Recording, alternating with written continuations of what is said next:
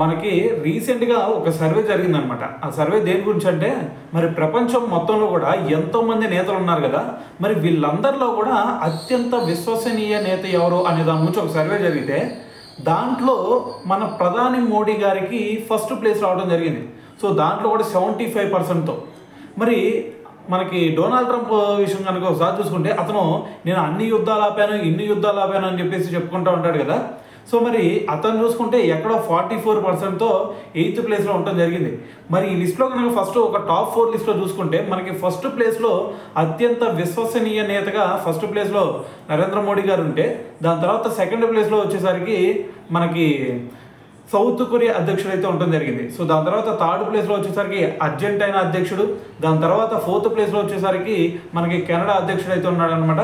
So దాని తర్వాత 8th ప్లేస్లో వచ్చేసరికి డొనాల్డ్ ట్రంప్ అయితే ఉండటం జరిగింది. సో మరి ఈ సర్వే ప్రకారం ఏదైతే నరేంద్ర మోడీ గారికి ఈ ఘనత దక్కిందో, సో ఇది ఖచ్చితంగా ప్రతి భారతీయులకు కూడా ఇది ఒక గర్వకారణమైన సంఘటన అనేది చెప్పాలి.